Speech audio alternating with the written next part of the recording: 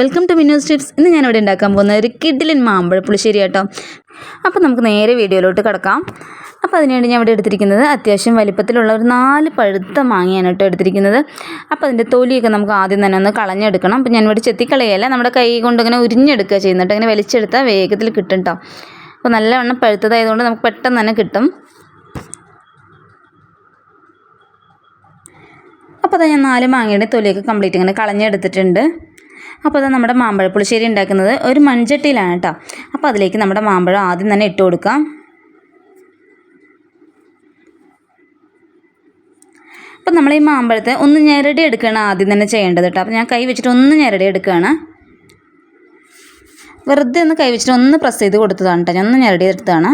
അപ്പം ഇതിലോട്ട് നമുക്ക് ആദ്യം തന്നെ ചേർത്ത് കൊടുക്കേണ്ടത് നമ്മുടെ മുളക് പൊടി അങ്ങനത്തെ സാധനങ്ങളൊക്കെ ഉണ്ടല്ലോ. അപ്പോൾ അതൊന്ന് ചേർത്ത് കൊടുക്കാം. അപ്പോൾ ഞാനൊരു 1/2 ടീസ്പൂൺ അളവിലാണ് ഇവിടെ മുളക് പൊടി ചേർക്കുന്നത് കേട്ടോ.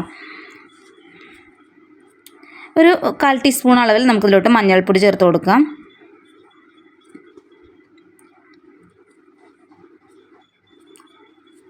പിന്നെ ആവശ്യത്തിനുള്ള ഉപ്പ് ചേർക്കാം നമുക്ക്.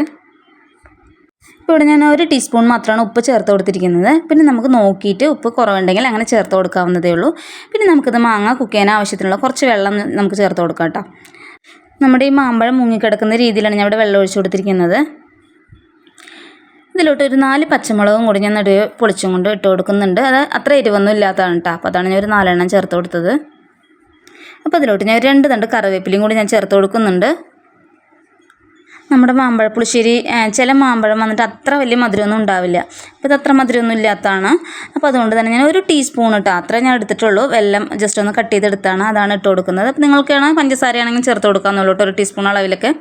അപ്പോൾ ഞാൻ അതും കൂടി ചേർത്ത് കൊടുത്തിട്ടുണ്ട്. അപ്പോൾ എന്നതിന് ശേഷം നമുക്കൊന്ന് കുക്ക് ചെയ്യാനായിട്ട് വയ്ക്കാൻ ഞാൻ ഇതിലോട്ട് ഒരു 1/4 ടീസ്പൂൺ അളവിൽ വെളിച്ചെണ്ണയും കൂടി ചേർത്തിട്ടുണ്ടായിരുന്നു. അത് കാണിക്കാൻ വിട്ടുപോയിട്ടുണ്ട് കേട്ടോ. അപ്പം നമ്മുടെ മാമ്പഴം തിളയ്ക്കുന്ന സമയത്ത് ചിലപ്പോൾ അടിയിലൊക്കെ പിടിക്കും. അപ്പോൾ അതിന് പിടിക്കാതിരിക്കാൻ വേണ്ടിയിട്ടാണ് നമ്മളിങ്ങനെ വെളിച്ചെണ്ണ ഒന്ന് തൂവി കൊടുക്കുന്നത് കേട്ടോ. അപ്പോൾ നമ്മുടെ മാമ്പഴം ഒന്ന് കുക്കായി വരുമ്പോഴേക്കും നമുക്കതിന് വേണ്ട അരപ്പ് തയ്യാറാക്കിയെടുക്കാം. അപ്പോൾ അതിലേക്ക് ഞാൻ ചെറിയൊരു മൂടിയാണ് കേട്ടോ തേങ്ങ എടുത്തിരിക്കുന്നത്. അപ്പോൾ നിങ്ങൾക്ക് ടേബിൾ സ്പൂൺ അളവിലൊക്കെ വേണമെന്ന് പറയുകയാണെങ്കിൽ ഒരു 6 ടേബിൾ സ്പൂണൊക്കെ വെച്ചിട്ട് കണക്ക് നോക്കിയെടുക്കാം കേട്ടോ. അപ്പോൾ ഇതിലേക്ക് ഞാൻ ഒരു 1/4 ടീസ്പൂൺ അളവിലാണ് ചെറിയ ജീരകം ചേർത്ത് കൊടുക്കുന്നത്. അതും കൂടി നമുക്കിതിലേക്ക് ചേർത്ത് കൊടുത്തിട്ടുണ്ട്. ഒരു 1/4 ടീസ്പൂൺ അളവിൽ തന്നെ ഞാൻ മഞ്ഞൾപ്പൊടിയും കൂടി ഞാൻ ചേർത്ത് കൊടുക്കുന്നുണ്ട് കേട്ടോ. അപ്പോൾ നമ്മൾ കറിയിലോട്ട് 1/4 ടീസ്പൂൺ മാത്രമേ ചേർത്ത് കൊടുത്തിട്ടുള്ളൂ. അപ്പോൾ ഇതിലോട്ട് 1/4 ടീസ്പൂണും കൂടി ചേർത്തിട്ടുണ്ട്. ഇത് അരയ്ക്കാൻ ആവശ്യത്തിന് ഒരു 1/2 ഗ്ലാസ് വെള്ളം കൂടി ചേർത്തിട്ട് നന്നായിട്ടൊന്ന് അരച്ചെടുക്കാം നമുക്കിനി. ഞാൻ നമ്മുടെ തേങ്ങ നന്നായി അരച്ചെടുത്തിട്ട് വന്നിട്ടുണ്ട്. നമ്മുടെ മാങ്ങ നന്നായിട്ട് കുക്കായി വന്നിട്ടുണ്ട്. നന്നായി തിളച്ച് നമ്മുടെ മാമ്പഴത്തിൻ്റെ ഉള്ളിലോട്ട് എരിവും എല്ലാം കയറിയിട്ടുണ്ട് കേട്ടോ. അപ്പോൾ ഇതിലോട്ട് നമ്മുടെ അരപ്പൊന്ന് ചേർത്ത് കൊടുക്കാം.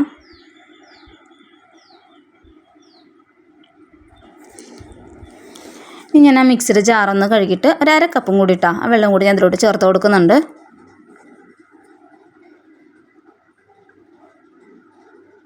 പിന്നെ നമ്മുടെ തേങ്ങയൊക്കെ നന്നായിട്ടൊന്ന് തിളച്ച് വരട്ടെ. ഒരു 5 മിനിറ്റ് നേരത്തേക്കിന് ഹൈ ഫ്ലെയിമിലിട്ടിട്ട് നമ്മുടെ തേങ്ങയുടെ പച്ചമണമൊക്കെ മാറുന്നത് നന്നായിട്ടൊന്ന് തിളക്കട്ടെ ഇനി. അപ്പോൾ അത് നമ്മുടെ തേങ്ങയൊക്കെ നന്നായിട്ടൊന്ന് തിളച്ച് വന്നിട്ടുണ്ട് കേട്ടോ. അപ്പോൾ നമുക്കിനി തുറന്ന് നോക്കാം. നല്ലവണ്ണം കുക്കായി വന്നിട്ടുണ്ട്. നമ്മുടെ തേങ്ങയ്ക്ക് പച്ചമണമൊക്കെ മാറി വന്നിട്ടുണ്ട്. അപ്പോൾ ഞാനിനി ഫ്ലെയിം ഓഫ് ചെയ്യാൻ കേട്ടോ. വേറൊന്നുമല്ല, മൺചട്ടി ആയതുകൊണ്ട് നമ്മൾ ഓഫ് ചെയ്താലും കുറച്ച് നേരം നന്നായിട്ട് തിളച്ചുകൊണ്ടേയിരിക്കും. അപ്പോൾ ഇതിലോട്ട് ഞാൻ 1 ഗ്ലാസ് അളവിൽ, അത്യാവശ്യം വലിയൊരു ഗ്ലാസ്സാണ് കേട്ടോ, ആ ഗ്ലാസ് അളവിൽ അത്യാവശ്യം കട്ടിയോട് കൂടിയിട്ടുള്ള അത്യാവശ്യം നല്ല പുളിയോട് കൂടിയിട്ടുള്ള മോരാണ് ഞാൻ ഇതിലോട്ട് ഒഴിച്ചു കൊടുക്കുന്നത്. അതും കൂടി ഞാൻ ചേർത്ത് കൊടുക്കുകയാണ്. ഞാൻ ഫ്ലെയിം ഓഫ് ചെയ്തിരിക്കുകയാണ് കേട്ടോ. എന്നിട്ടും നമ്മുടെ മൺചട്ടിയിൽ തിളച്ചുകൊണ്ടേ ഇരിക്കുന്നുണ്ട്. ഗ്യാസ് ഓഫ് ചെയ്യാണ്ട് മറ്റേ മോര് ഒഴിക്കുകയാണെങ്കിൽ ചിലപ്പോൾ പിരിയും കേട്ടോ. അപ്പോൾ ഒരുപാട് തിളച്ചു പറഞ്ഞാൽ പിരിയാനും മതി. അപ്പോൾ അതുകൊണ്ടാണ് ഞാൻ ഓഫ് ചെയ്തിട്ട് ഒഴിക്കുന്നത് കേട്ടോ. അപ്പോൾ ഇത്രയും വേണ്ടുള്ളൂ. നന്നായിട്ടൊന്ന് ഇളക്കി കൊടുക്കുക. ഉപ്പ് പോരാന്നുണ്ടെങ്കിൽ ഈ സമയത്ത് ചേർത്ത് കൊടുക്കുക കേട്ടോ. അപ്പോൾ ഞാൻ ഇതിലോട്ട് ഒരു 1/2 ടീസ്പൂണും കൂടി ഉപ്പ് ചേർത്തിട്ടുണ്ടായിരുന്നു കേട്ടോ. അപ്പോൾ ഒരു 1.5 ടീസ്പൂൺ അളവിൽ ഞാൻ ഇതിലോട്ട് ഉപ്പ് ചേർത്ത് കൊടുത്തിട്ടുണ്ട്. ഇപ്പോഴാണ് ഉപ്പ് കറക്റ്റ് ആയത് കേട്ടോ. അപ്പോൾ നിങ്ങൾക്ക് ഉപ്പ് എങ്ങനെയാണ് വേണ്ടതെന്ന് പറഞ്ഞാൽ അതിനനുസരിച്ച് ചേർക്കാവുന്നതേ ഉള്ളൂ. പിന്നെ നമുക്കിനി ഇതിലോട്ട് കടുക് തളിച്ച് കൊട്ടാം. ഞാൻ ഒരു ചീനിച്ചട്ടി അടുപ്പിലോട്ട് വെച്ചിട്ടുണ്ട്. അതിലേക്ക് ഞാൻ കുറച്ച് വെളിച്ചെണ്ണയാണ് ഒഴിച്ചു കൊടുക്കുന്നത്. എണ്ണ ചൂടായിട്ടുണ്ട്. അപ്പോൾ അതിലേക്ക് ഞാൻ 1 ടീസ്പൂൺ അളവിൽ കടുക് ചേർത്ത് കൊടുത്തിട്ടുണ്ട്. അപ്പോൾ നിങ്ങൾക്ക് ഇതിലോട്ട് വേണമെങ്കിൽ ചെറിയ ഉള്ളിയൊക്കെ ചെറിയ പീസായിട്ട് കട്ട് ചെയ്തിട്ടൊക്കെ ചേർത്ത് കൊടുക്കാവുന്നുള്ളൂ. അപ്പോൾ ഞാൻ അതൊന്നും ചേർക്കുന്നില്ല. അപ്പോൾ നമ്മുടെ കടുകൊക്കെ നന്നായി പൊട്ടി തുടങ്ങിയിട്ടുണ്ട്. ഒരു 1/4 ടീസ്പൂൺ അളവിൽ ഞാൻ ഉലുവയും കൂടി ഞാൻ ചേർത്ത് കൊടുക്കുന്നുണ്ട് കേട്ടോ. അപ്പോഴാണ് നമ്മുടെ കറക്റ്റ് മാമ്പഴപ്പുളിശ്ശേരിയുടെ മണമൊക്കെ വരുള്ളൂ. ഒരു ചവർപ്പ് എല്ലാം കൂടി ഒരു ടേസ്റ്റൊക്കെ വരിക കേട്ടോ. അപ്പോൾ നമ്മുടെ ഉലുവയും കടുക് നന്നായി പൊട്ടിയിട്ടുണ്ട്. ഒരു 2-3 വറ്റൽമുളകും കുറച്ച് കറിവേപ്പിലയും കൂടി ഞാൻ ചേർത്തിട്ട് ഒന്ന് കടുക് തളിച്ച് വിട്ടാൽ മാത്രമേ ചെയ്യുന്നുള്ളൂ.